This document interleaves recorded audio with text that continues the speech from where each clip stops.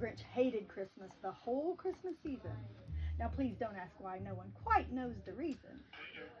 It could be his head wasn't screwed on just right. It could be perhaps that his shoes were too tight. But I think that the most likely reason of all may have been that his heart was 2 sizes too small.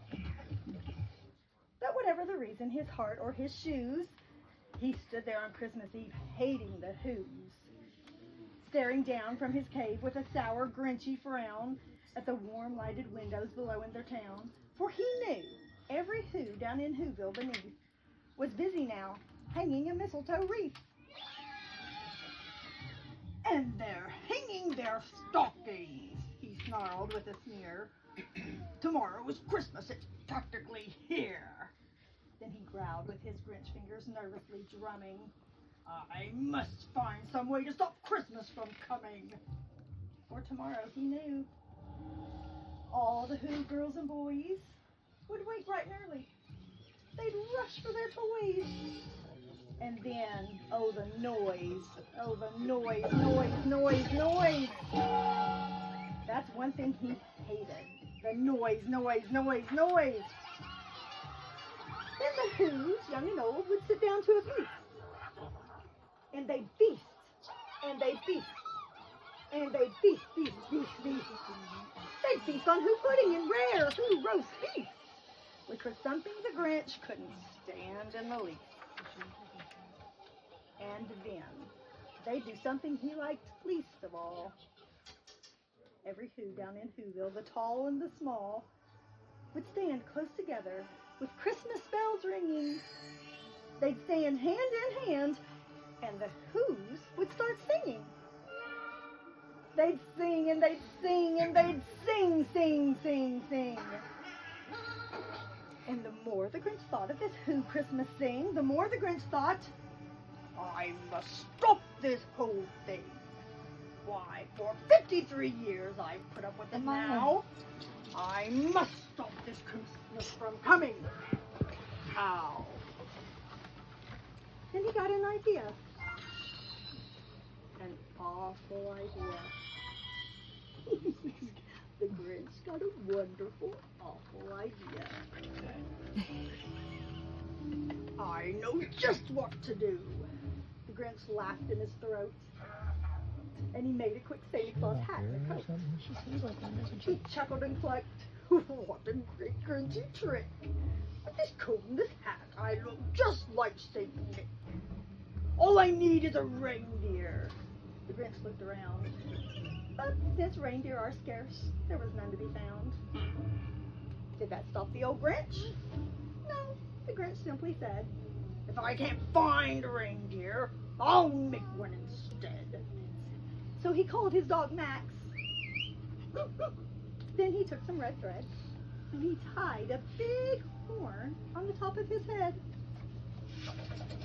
Then he loaded some bags and some old empty sacks on a ramshackle sleigh, and he hitched up old Max. Then the Grinch said, get up! And the sleigh started down toward the homes where the Who's lay asnooze in their town. All their windows were dark, quiet snow filled the air. All the Who's were all dreaming sweet dreams without care. When he came to the first little house on the square, this is stop number 1, the old Grinchy Claus hissed. And he climbed to the roof, empty bags in his fists. Then he slid down the chimney, a rather tight pinch, but if Santa could do it then, so could the Grinch. He got stuck only once for a moment or two. Then he stuck his head out of the fireplace flue, where the little Who stockings all hung in a row. These stockings, he grinned, are the first things to go. Then he slithered and slunk with a smile most unpleasant around the whole room, and he took every present. Pop guns and bicycles, roller skates, drums, checkerboards, tricycles, popcorn and plums, and he stuffed them in bags. Then the Grinch very nimbly stuffed all the bags, one by one, up the chimney. Boo. Then he slumped to the icebox. He took the Who's feast. He took the Who pudding. He took the roast beef. Boo. He cleaned out that icebox as quick as a flash. Why, that Grinch, he even took their last can of Who Hash. Then he stuffed all the food up the chimney with glee. And now, grinned the Grinch, I will stuff up the tree. And the Grinch grabbed the tree and he started to shove, when he heard a small sound like the coo of a dove. He turned around fast and he saw a small Who, little Cindy Lou Who was not more than 2. The Grinch had been caught by his tiny Who daughter, who got out of bed for a cup of cold water. She stared at the Grinch and said, Santa Claus, why? Why are you taking our Christmas tree? Why? But you know that old Grinch was so smart and so slick. He thought of a lie, and he thought it up quick. Why, my sweet little tot, the fake Santa Claus lied. There's a light on this tree that won't light on one side. So I'm taking it home to my workshop, my dear. I'll fix it up there, then I'll bring it back here. And his fib fooled the child. Then he patted her head. And he got her a drink and he sent her to bed. And when Cindy Lou Who went to bed with her cup, he went to the chimney and stuffed the tree up. Boo. Then the last thing he took was the log for their fire. Then he went up the chimney himself, the old liar.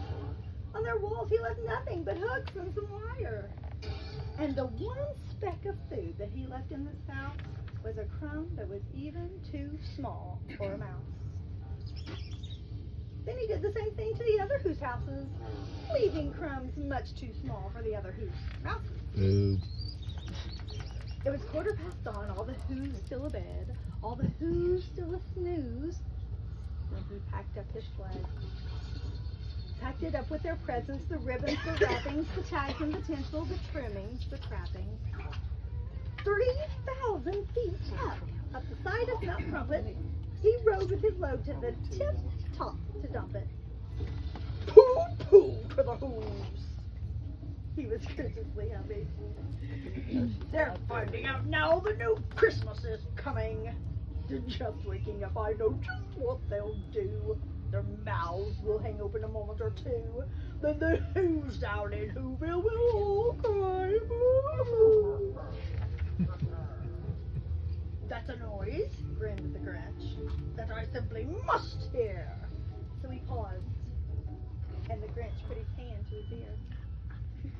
And he did hear a sound rising over the snow. It started in low, then it started to grow. But the sound wasn't sad. Why, the sound sounded merry. It couldn't be so, but it was merry, very. He stared down at Whoville. The Grinch popped his eyes. Then he shook. What he saw was a shocking surprise. Every Who down in Whoville, the tall and the small, was singing without any presents at all. He hadn't stopped Christmas from coming. It came. Somehow or other it came just the same. And the Grinch, with his Grinch feet ice cold in the snow, stood puzzling and puzzling. How could it be so? It came without ribbons. It came without tags. It came without packages, boxes, or bags. And he puzzled 3 hours till his puzzler was sore. Then the Grinch thought of something he hadn't before. Maybe Christmas, he thought, doesn't come from a store. Maybe Christmas, perhaps, means a little bit more. And what happened then? Well, in Whoville they say that the Grinch's small heart grew 3 sizes that day. And the minute his heart didn't feel quite Dad? so tight, Really hurting. he whizzed with his load to the bright morning light. And he brought back the toys and the food for the feast. And Some party. he himself, the Grinch, carved the roast beef. He said, let's party. Yay!